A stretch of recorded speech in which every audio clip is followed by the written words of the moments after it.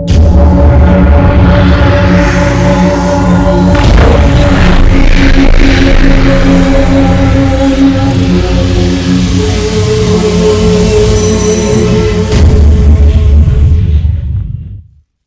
Hind, Jai Bharat to everyone. Students, I hope you all are fit, fine and safe at home.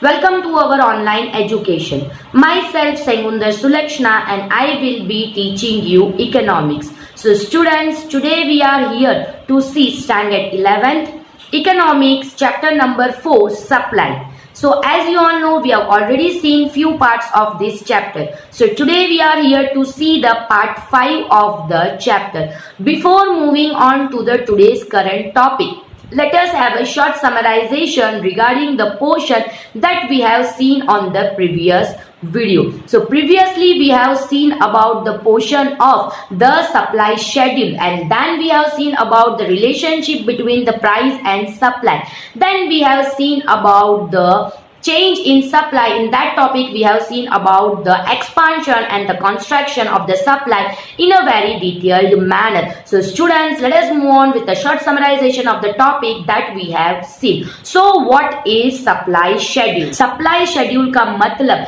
जब भी price के change होने की वजह से सप्लाई में क्या चेंज हुआ है उसका डेटा इंफॉर्मेशन जब हमें एक डेटा टेबल के थ्रू दिया जाता है उसे सप्लाई शेड्यूल बोला जाता है. सो सप्लाई शेड्यूल कहीं ना कहीं हमें ये आइडिया देता है कि कैसे प्राइस में चेंज हुआ तो उसका इफेक्ट सप्लाई में किस तरीके से दिया गया वो हमें सप्लाई शेड्यूल डिटेल में बताता. सो हमने भी ये टॉपिक के बारे में डिटेल में देखा. सो टॉपिक के बारे में अगर हम डिटेल में देखते तो फर्स्ट ऑफ ऑल 50 रुपीज में जो है 200 यूनिट सेल हुआ है, 60 रुपीज में 400, 70 रुपीज में 600, 80 रुपीज में 800 और 90 रुपीज में 1000 यूनिट का सेल देखा गया. तो ये टेबल के थ्रू हमने क्या देखा, तो ये टेबल के थ्रू डिटेल में हमने देखा जैसे जैसे प्राइस चेंज होता है वैसे वैसे जो पोर्शन ऑफ द सप्लाई है वो भी बढ़ता जा रहा है. प्राइस का बढ़ना सप्लाई को भी बढ़ाया जा रहा है, यानी प्रोड्यूसर अपने फायदे के लिए प्राइस के बढ़ने के साथ सप्लाई को भी बढ़ाता जाता है. अब इसका डायग्राम कैसे बनाया जाता है? सबसे पहले डायग्राम बनाने के लिए आपको क्या करना पड़ेगा, तो आपको सबसे पहले y एक्सिस फिर x एक्सिस फिर पॉइंट ऑफ ओरिजिन को एलोकेट करना पड़ेगा. y में क्या आएगा तो प्राइस आएगा क्योंकि वो इंडिपेंडेंट है. x में क्या आएगा तो x में आएगा सप्लाई क्योंकि वो डिपेंडेंट है. प्राइस चेंज होने की वजह से ही सप्लाई चेंज होता है इसीलिए उसको डिपेंडेंट बोला जाएगा. अब हम पहले स्केल देंगे तो प्राइस देखो तो 50, 60, 70, 80, 90 एंड 100 का होता है. तो हम कहीं ना कहीं क्या करेंगे, 10 का डिफरेंस दिया गया तो हम 10 से स्टार्ट करेंगे. 10, 20, 30, 40, 50, 60, 70, 80, 90 और एक क्लास ज्यादा 100 का ले लेंगे. अब डिफरेंस जो है सप्लाई का, सप्लाई जो देखो तो 200 से लेके 1000 तक देखा गया तो हम उसी स्केल को पकड़ेंगे. 200, 400, 600, 800, 1000 एंड 1200 का पोर्शन एलोकेट करेंगे, यानी उसमें भी 100 एक क्लास ज्यादा, इसमें भी 1200 का एक क्लास ज्यादा. डायरेक्ट हम जाएंगे 50 में. 50 में 200 को एलोकेट करेंगे, सर्कल करेंगे, ए डालेंगे. वैसे ही 60 में 400 को एलोकेट करेंगे, सर्कल करेंगे, बी डालेंगे. 60 में 600 को एलोकेट करेंगे और वहां पे डालेंगे the portion of the we can से दैट सी डाल देंगे. ठीक है. फिर 80 में हम ये पोर्शन डालेंगे. 80 में क्या करेंगे तो 80 में हम डालेंगे 800 का and then we come to the portion of 90. 90 में डालेंगे 1000 का, यानी 50 से लेके 90 तक का एलोकेशन हो गया 200 से लेके 1000 तक का. अब ये जो रे हमने डाला A B C D E का इसको हम कनेक्ट करेंगे तो ये रो जब देखा जाता है तो ये कर्व ऊपर की ओर जाता है यानी upward rising trend. When it is an upward rising trends इसका मतलब ये पॉजिटिव कर्व है, यानी कि सप्लाई शेड्यूल यहाँ पे जैसे जैसे प्राइस बढ़ रहा है 50 में जो 200 था वो 60 में 400 बढ़ा और 70 में 600 बढ़ा, 80 में जो है 800 बढ़ा, 90 में 1000 बढ़ा. तो ये शेड्यूल के थ्रू हमें ये जानने मिल रहा है कि जैसे जैसे प्राइस बढ़ता जा रहा है वैसे वैसे एक सप्लायर सप्लाई को भी बढ़ाता जा रहा है ताकि उसकी प्रॉफिट उससे ज्यादा हो पाए. सो इसे कहीं ना कहीं सप्लाई शेड्यूल बोला जाता है. इसके बाद हमने डिटेल में देखा the portion of the relationship between the price and supply. So the portion of the relationship between price and supply की अगर हम बात करते तो प्राइस एंड सप्लाई का एक पॉजिटिव रिलेशनशिप माना जाता है। बट इस रिलेशनशिप के अंदर दो पॉइंट को डिटेल में बताया गया। फर्स्ट पॉइंट, जब भी प्राइस बढ़ता है तब सप्लायर क्या करता है, सप्लाई को बढ़ाता है। क्यों? प्रोड्यूसर उस टाइम पे सप्लाई को क्यों बढ़ाता है? कहीं ना कहीं जब प्राइस बढ़ता है तब उसका एक्सपेंसेस नहीं बढ़ता है, सिर्फ और सिर्फ प्राइस बढ़ता है। और प्राइस जब बढ़ता है इसका मतलब उसका प्रॉफिट बढ़ेगा। So in sense to make more profit वो क्या करता है, तो वो अपनी सप्लाई को बढ़ाता है। तो पहला रिलेशन पॉजिटिव देखा गया, जैसे प्राइस बढ़ता है सप्लाई बढ़ा दिया जाता है सिर्फ और सिर्फ प्रॉफिट को बढ़ाने के लिए। नेक्स्ट पोर्शन डिटेल में हमने ये देखा कि जब भी प्राइस कम होता है तब सप्लायर अपनी सप्लाई को कम करके स्टॉक ज्यादा करके जाता है, और जैसे ही प्राइस बढ़ता है तो उस स्टॉक को निकाल के वो सप्लाई बढ़ाता है। यानी अगेन लो प्राइस में लॉस से बचने के लिए वो स्टॉक कर देता है, और जैसे प्राइस राइज होता है उस स्टॉक को वो सप्लाई में कन्वर्ट कर देता है। इस दो सिचुएशन से हमें ये पता चलता है कि प्राइस और सप्लाई का जो रिलेशनशिप है वो बहुत ही पॉजिटिव तरीके से देखा जाता है। नेक्स्ट हमने देखा चेंज इन सप्लाई। सप्लाई में चेंज कब आता है? सप्लाई में चेंज दो पोर्शन में देखा जाता है, एक एक्सपांशन एंड कंस्ट्रक्शन, दूसरा इंक्रीज एंड डिक्रीज। क्या डिफरेंस है एक्सपांशन और इंक्रीज और डिक्रीज में? जब भी लॉ ऑफ सप्लाई यानी सिर्फ और सिर्फ प्राइस चेंज होने के वजह से जब सप्लाई में चेंज देखा जाता है, जहां लॉ ऑफ सप्लाई काम करता है उस जगह पे जब सप्लाई इंक्रीज होता है तो उसे एक्सपांशन, और जैसे सप्लाई डिक्रीज होता है तो उसे कंस्ट्रक्शन बोला जाता है। सो एक्सपांशन और कंस्ट्रक्शन के बारे में हमने डिटेल में देखा। सो एक्सपांशन एंड कंस्ट्रक्शन की अगर हम बात करते हैं, as I said expansion and construction के अंदर जब भी लॉ ऑफ सप्लाई यानी प्राइस चेंज होता है तब सप्लाई चेंज होता है। यानी प्राइस बढ़ता है तो सप्लाई बढ़ता है तो उसे एक्सपांशन, और प्राइस कम होता है तो सप्लाई कम होता है, उसे कंस्ट्रक्शन बोला जाता है। इसके रिलेटेड भी एक डायग्राम के बारे में हमने डिटेल में देखा। तो first of all table same, वो जो प्रीवियस हमने देखा वही टेबल रिपीट हो रहा है। सप्लाई शेड्यूल का ही टेबल यहाँ पे रिपीट हो रहा है। सो सप्लाई शेड्यूल में जो टेबल था 50, 60, 70, 80 और 90, 200, 400, 600, 800 और 1000, यही पोर्शन को हम एक्सपांशन और कंस्ट्रक्शन में भी करेंगे। सबसे पहले इजी ट्रिक की अगर हम बात करते तो वाई एक्सिस एक्स एक्सिस हमने बना दिया। वाई में 10 से लेके 100 तक का एलोकेशन हमने प्राइस का कर दिया। अब सप्लाई 200 से 1000 के बीच है तो हम 200 का ही गैप लेंगे। 200, 400, 600, 800 और 1200 का गैप हमने ले लिया। अब सबसे पहले आपको क्या करना है, सबसे पहले जैसे आपने सप्लाई शेड्यूल बनाया वैसे ही एक शेड्यूल बना दो। ठीक है, शेड्यूल में आपको क्या करना है, ए से लेके ई तक का पोर्शन एलोकेट कर देना। यानी कि 50 में 200, 60 में 400 एंड 70 में 600, 80 में 800 और 90 में 1000। अब ये रे को आपको ज्वाइन कर देना। जैसे ही आपने ये रे ज्वाइन किया इसके बाद आपको सबसे पहले क्या करना है, तो सबसे पहले आपको टेबल देखना है। टेबल का मिड पॉइंट यानी कि 70 में 600 का सेल हुआ। क्यों? ये 5 पोर्शन है, 5 का थर्ड पोर्शन हमने इनिशियल प्राइस लिया। हमने ये सोच लिया कि हमेशा जो प्रोडक्ट 70 रुपीज में बिकेगा तो उसका नॉर्मल जो सप्लाई ये 600 का देखा जाता है। अब ये पोर्शन को आपको राउंड करना है। ऑलरेडी राउंड और कर्व किया गया, उसको बड़ा राउंड करो, उसमें से एक लाइन को ऊपर खींचो और वहां लिखो capital A. Capital A in the sense वो ए कंसिडर हुआ। अब आपको कंसिडर करना है बी। सबसे पहला क्लास हम कंसिडर करेंगे तो जो पहला क्लास क्या था, तो 50 का। 50 में 200, तो अगेन वहां पे एक सर्कल करो, उसको ऊपर लो और वहां एलोकेट करो बी। अगेन हमको इस पोर्शन को इस तरीके से सी एलोकेट करना है, यानी ए बी और सी वो स्मॉल में लिखो के बड़े में लिखो। सेम पोर्शन टेक्स्ट बुक में स्मॉल में लिखा गया।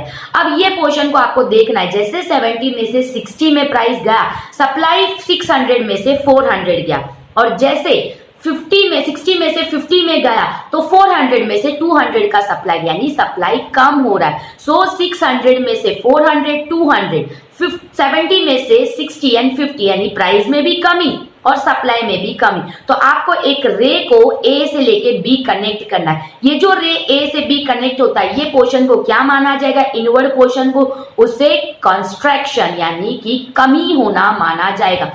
सप्लाई में कम होता हुआ नजरिया कब दिखता है? जब प्राइस कम होता है, इस पोर्शन में दिखता है। Again come to the initial A 17 में, 70 से जब 80 होता है तो 600 से 800 का प्रॉफिट यानी सप्लाई देखा जाता है। वही 80 से 90 जब होता है तब 800 से जो पोर्शन है 1000 का सप्लाई इंक्रीज होता है, यानी कि ए से लेके सी का पोर्शन बढ़ रहा है, प्राइस भी बढ़ रहा है और सप्लाई भी बढ़ रहा है। सो इस पोर्शन के कर्व को जब आप कनेक्ट करोगे, ए से सी का जब एक कर्व बनाओगे, वो हमारा एक्सपांशन यानी बढ़ रहा है, यानी कि ये जो स्लोप आप देखते हो इसमें जब इनवर्ड की ओर बढ़ता है तो उसे कॉन्स्ट्रक्शन और आउटवर्ड की ओर जो बढ़ता है उसे एक्सपांशन बोला जाता है। सो यहाँ पे हमने क्या जाना? हमने ये जाना इनिशियल जब हम 70 को 600 कंसिडर कर रहे थे, उसमें जैसे जैसे प्राइस कम होता है तो ए टू बी का जो पोर्शन है वहां पे धीरे धीरे जो है सप्लाई भी कम हो रहा है, और वैसे ही ए टू सी का पोर्शन देखा जाए तो वहां पे धीरे धीरे प्राइस राइज के साथ सप्लाई भी ज्यादा हो रहा है। सो यहाँ तक का पोर्शन हमने डिटेल में देखा। So students, I hope that you all have remembered the portion that we covered on the previous portion. So now let us move on with the today's portion.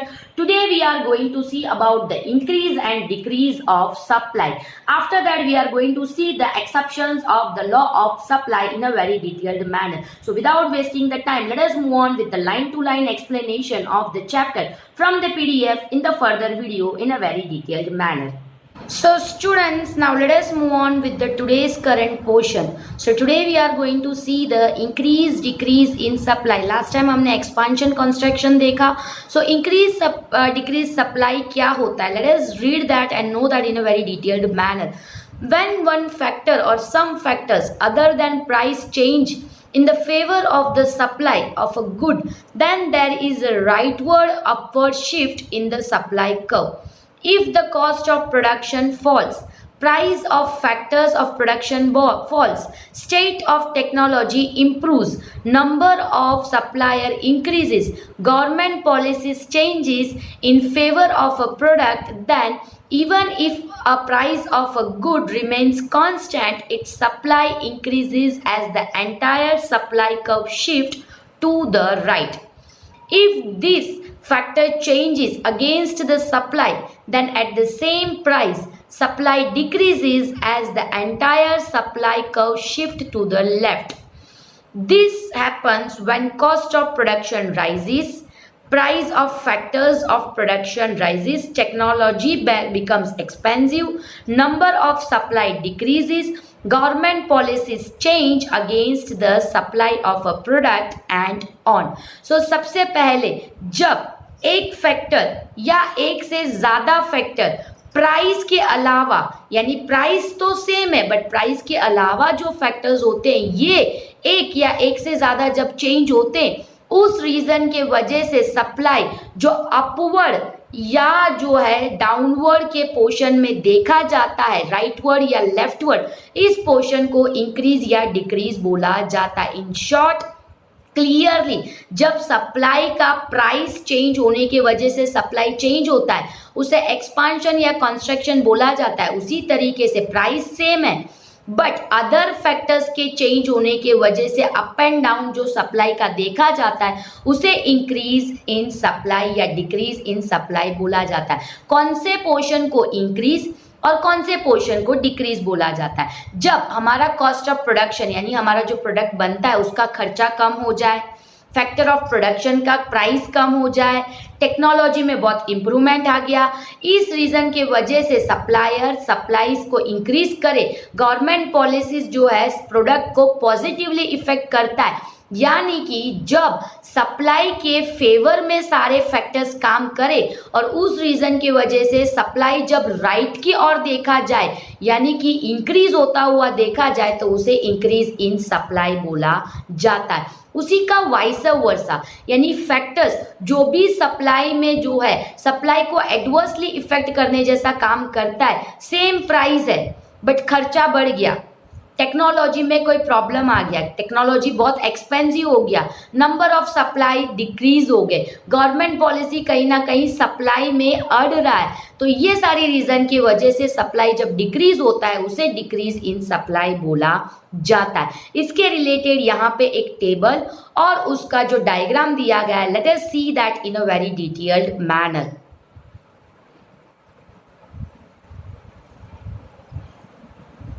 So first of all यहाँ पे price of Apple दिया गया and supply of Apple दिया गया।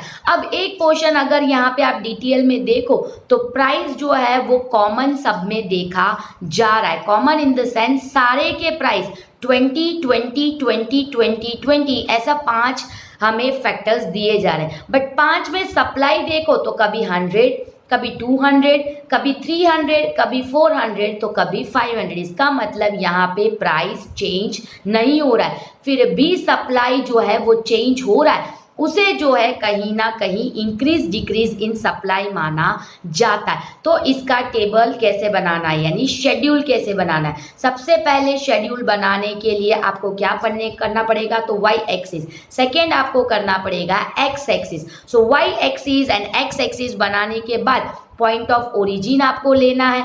Point of origin once आपने ले लिया तो आपको क्या करना पड़ेगा, प्राइस को कहाँ एलोकेट करोगे, तो वाई पे। सो प्राइस जो वाई पे एलोकेट करते हो तो 10, 20, 30, 40 एंड 50। एक क्लास ज़्यादा लेना चाहो तो ले सकते हो, बट 20 है इसीलिए हम ऊपर एक्स्ट्रा 3 क्लास ले रहे हैं, इतना इनाफ माना जाता है। नेक्स्ट हमें सप्लाई 500 का देखा जाता है तो 100, 200, 300, 400 और 500 में हमने स्लैब खत्म कर दिया।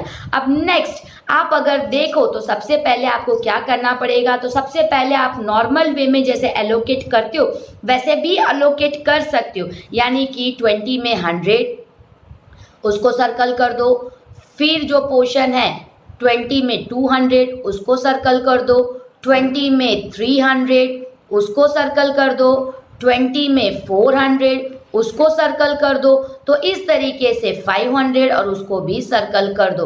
तो इस तरीके का कहीं ना कहीं पोर्शन ऑफ सर्कल आपने कर दिया। अब इस सब को जब आप कनेक्ट करोगे तो इस तरीके का जो कर्व बनेगा उसे सप्लाई कर्व बोला जाता है। बट हमें देखना है इंक्रीज एंड डिक्रीज कैसे हो रहा है, तो हम एक मिड पॉइंट लेंगे जो कि 20 में 300, उसको हम एलोकेट करके देंगे ए, ठीक है। नेक्स्ट हम फर्स्ट लेंगे 20 में 100, तो उसको हम एलोकेट करके देंगे बी। तो यहाँ पे आपने देखा है तो बी हमें यहाँ पे जो है 200 में दिया गया, बट हम 100 लेंगे।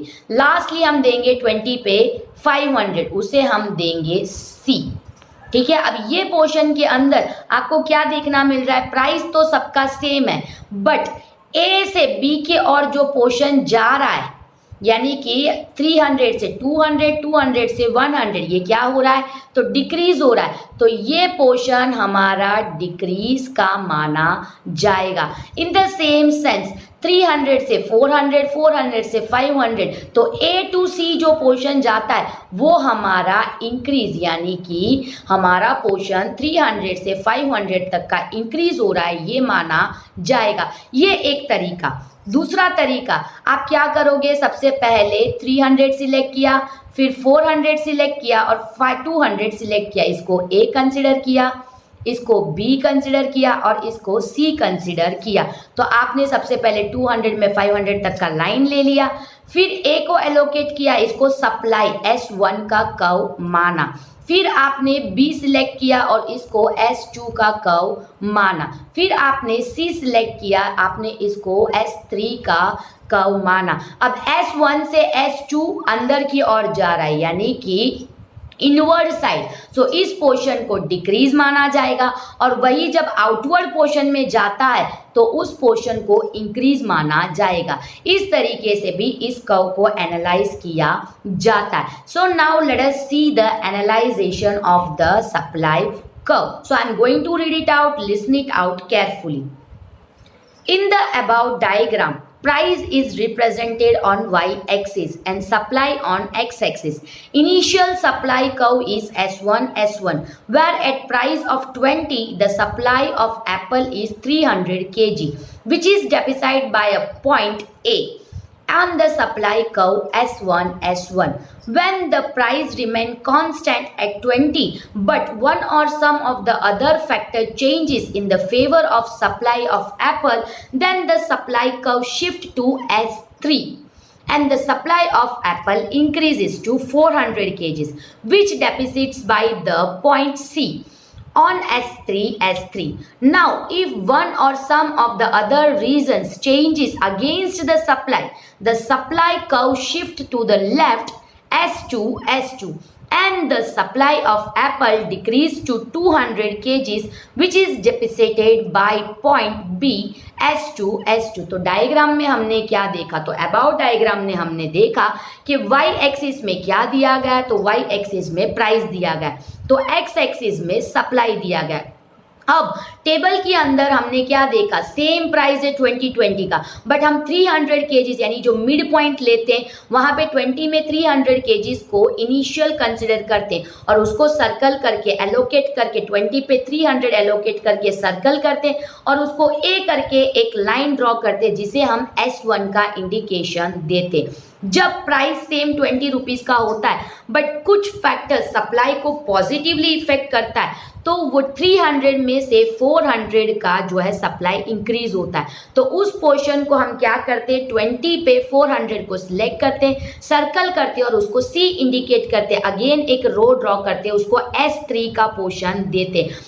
S1 से S3 में यानी कि 300 से 400 में जब सप्लाई बढ़ता है तो उसे इंक्रीज इन सप्लाई बोला जाता है। अगेन इनिशियल ए में आते हैं तो 300 से कुछ रीजन के वजह से जब सप्लाई 200 में आता है तो वहां पे हम सर्कल करके बी लिखते हैं और उस कर्व को S2 का इंडिकेशन देते हैं। तो ए से जब बी के और सप्लाई डिक्रीज होता है 300 से 200 तो उस पोर्शन को हम क्या बोलते हैं, तो डिक्रीज इन सप्लाई बोलते हैं। सो इस तरीके से जब प्राइस सेम है बट अदर पोर्शन के वजह से जब सप्लाई इंक्रीज या डिक्रीज होता है सो उसे इंक्रीज या डिक्रीज माना जाता है। नेक्स्ट हम देखेंगे exceptions to the law of supply. So let us read that and know that in a very detailed manner.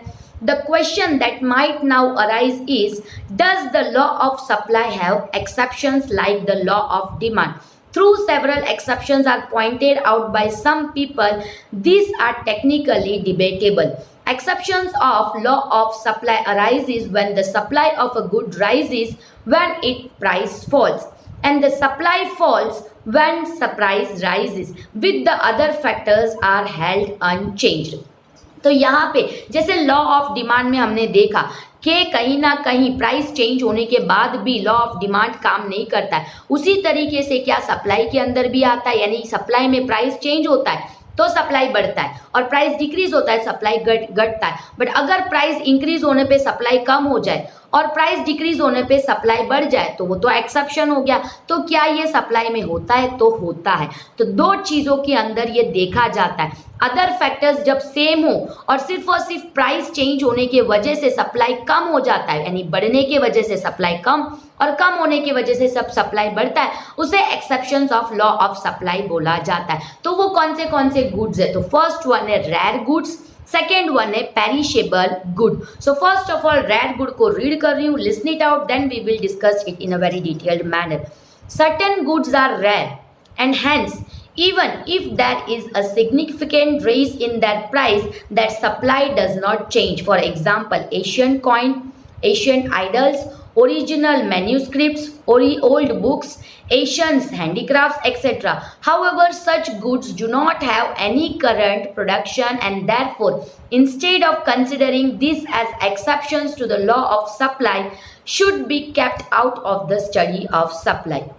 तो यहाँ पे सर्टेन गुड्स जो रेयर होते हैं इनमें अगर प्राइस चेंज होता है तो अभी सप्लाई इंक्रीज नहीं होता है। अगर प्राइस राइज होता है तो सप्लाई को हम बढ़ा नहीं सकते और अगर प्राइस कम हो गया तो सप्लाई को कम भी नहीं कर सकते। तो कौन से गुड्स है, पुराने सिक्के, पुरानी मूर्तियाँ, पुराने टाइम पे लिखे गए मैन्यूस्क्रिप्ट, हैंडीक्राफ्ट जो पुराने टाइम पे बनाए गए, पुराने बुक, ये सारी चीज़ों का अगर प्राइस बढ़ेगा तो हम सप्लाई नहीं बढ़ा सकते। क्यों नहीं बढ़ा सकते, क्योंकि वो उस टाइम पे होते थे, अब ये बनाया नहीं जा सकता, इसीलिए इसका सप्लाई बढ़ाया नहीं जा सकता। करेंटली ये पोर्शन का कोई प्रोडक्शन नहीं होता, इसीलिए exception of law of supply में इसको कंसिडर किया जाता है, जबकि सप्लाई के स्टडी के अंदर ही इसका कोई लेना देना नहीं है, ऐसा मान जाना चाहिए, बट इसको कहीं ना कहीं लॉ ऑफ सप्लाई यहाँ पे काम नहीं करता। अगर प्राइस बढ़ता है तो आप सप्लाई को बढ़ा नहीं सकते, और अगर प्राइस घटता है तो आप सप्लाई को कम भी नहीं कर सकते। जितना हमारे पास है उतना ही हम यहाँ पे supply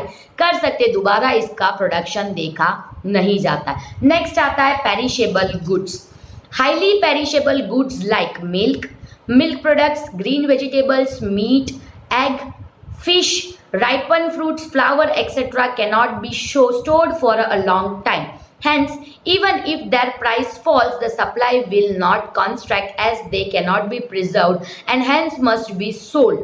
However, in current time with availability of cold storage, even this exception is debatable. Second आता है perishable good. Perishable goods का मतलब जैसे कि दूध जो जल्दी खराब हो जाए, दूध की item, cheese, paneer, green vegetables, meat, egg, fish, fruit, flower, आप ये सारी चीज़ों को ज़्यादा दिन स्टोर नहीं कर सकते। यानी कि अगर आपके पास फ्लावर है, आप 1 या 2 दिन के बाद ही खराब हो जाएगा। फ्रूट जो पके हुए हैं वो 1 दिन से ज़्यादा नहीं होंगे। फिश अगर 2 दिन से ज़्यादा रखोगे तो बदबू आने लगेगा, फिर खाओगे तो वो जहर हो जाता है। तो इस तरीके से ये जो पोर्शन है, अगर इसका प्राइस गिर जाता है तो आप इसको स्टोर नहीं कर सकते या सप्लाई को कम नहीं कर सकते। तो यहाँ पे प्राइस कम होने पे सप्लाई कम हो जाए या प्राइस ज़्यादा होने पे सप्लाई ज़्यादा हो जाए, ये पोर्शन पेरिशेबल गुड्स पे देखा नहीं जा सकता है। इसको हम प्रिजर्व यानी कहीं स्टोर करके नहीं रख सकते। बट अभी करंट टेक्नोलॉजी पे जो कोल्ड स्टोरेज देखा जाता है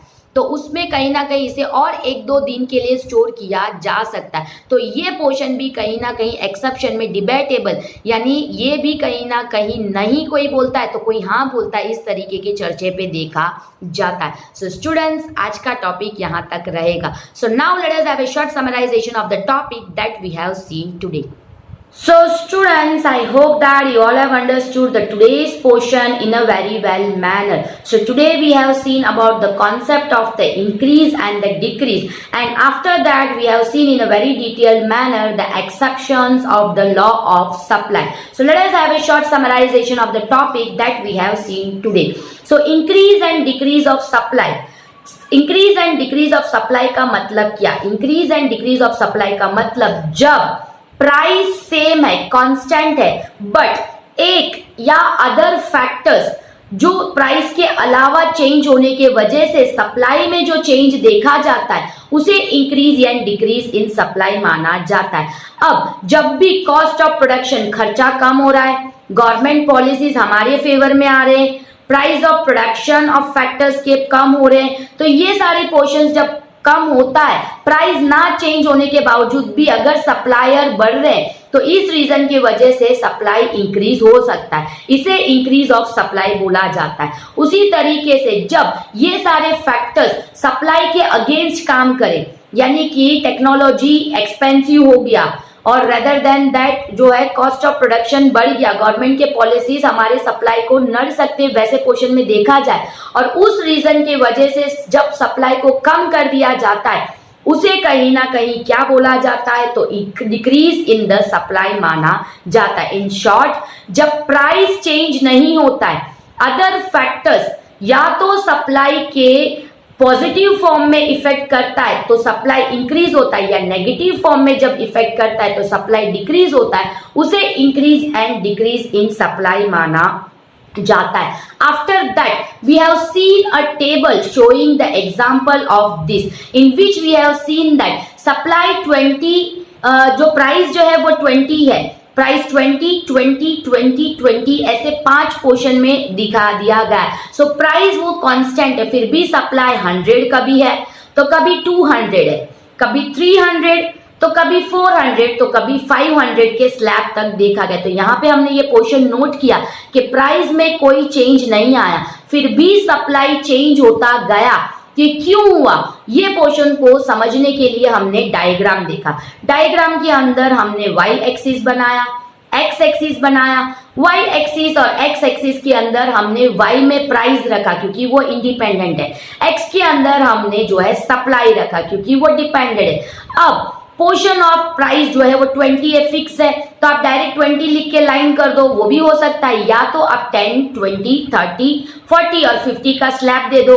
अब सप्लाई जो है 100 से लेके 500 देखा जाता है, तो 100, 200, 300, 400 एंड 500 तक का सप्लाई हमने इंडिकेट कर दिया एक्स एक्सिस के अंदर। इसके बाद सबसे पहले 200 में 100, 200 में 20 में 100, 20 में 200, 20 में 300, 20 में 400, 20 में 500, इस तरीके का पॉइंट एलोकेट किया। उसका एक सीधा लाइन बनाना है, एबीसीडी कुछ नहीं लिखना है। सीधा लाइन बनाने के बाद अगेन आपको टेबल में जाना है।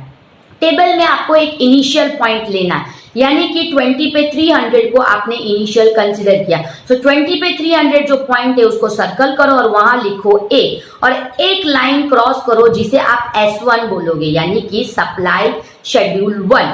तो SS1 कर दिया आपने। अब आपको सबसे पहले फर्स्ट रो करना है 20 पे 100, उसको आपको सिलेक्ट करना है। 20 पे जो 100 है उसको अनसर्कल करो, वहां लिखो B और उस कर्व को दो S2, यानी S1 और S2 हो गया। अब नेक्स्ट लास्ट पोर्शन, टेबल का लास्ट पोर्शन 20 पे 500, उस पोर्शन को आपको सिलेक्ट करना है। अगेन वहां पे आपको उसको सर्कल करना है, C लिखना है और उसको S3 बताना है, यानी S1, S2 और S3। सो जो 300 है वो S1 है, जो 100 है वो S2 है और जो 500 है वो S3 है। सबसे पहले S1 यानी कि 300 में से जैसे प्राइस 20 है बट अचानक से 200 और 100 में जब सप्लाई कम हो रहा है, यानी कि इनवर्ड रे जो देखा जाता है उसे क्या बोला जाएगा, तो उसे डिक्रीज। S1 में से S2 में जो रे पास हो रहा है, यानी अंदर की ओर जो रे पास हो रहा है उसे डिक्रीज सप्लाई माना जाएगा। यानी कि 300 में से 200, 100 का मतलब डिक्रीज इन सप्लाई माना जाएगा। उसी तरीके से S1 में से जब S3 में आप जाओगे, यानी A में से C में, तो वहां पे 300 में से 400 और 500 की ओर रे बढ़ता है, जिसका मतलब इंक्रीज इन सप्लाई बोला जाता है। इस तरीके से हमने क्या देखा, इनिशियल पॉइंट से जब S2 में रे जाता है इसका मतलब वो डिक्रीज, और आउटवर्ड रे यानी बाहर की ओर जो रे जाता है वो इंक्रीज का रे माना जाएगा। यहाँ पे प्राइस सेम है बट अदर फैक्टर्स की वजह से ये चेंजेस देखा जाता है। नेक्स्ट हमने देखा exceptions of law of supply. जैसे हमने लॉ ऑफ डिमांड में देखा कि प्राइस जब चेंज नहीं होता है फिर भी कुछ रीजन की वजह से जो है डिमांड में जब चेंज नहीं देखा जाता है, यानी लॉ ऑफ डिमांड कुछ जगह पे काम नहीं करता, क्या सप्लाई में भी ये है? ये क्वेश्चन हमारे दिमाग में आए तो ये मुद्दा कहीं ना कहीं चर्चे में चल रहा है, बट फिर भी हम ये बोल सकते कि दो गुड्स के अंदर ये जो है लॉ ऑफ सप्लाई काम नहीं करता, जिसके अंदर पहला गुड है रेयर गुड। रेयर गुड के अंदर अगर प्राइस कम होता है तो सप्लाई ज्यादा या कम नहीं हो सकता है, और अगर प्राइस ज्यादा होता है तो भी सप्लाई कम या ज्यादा नहीं हो सकता है। So first of all rare good क्या है?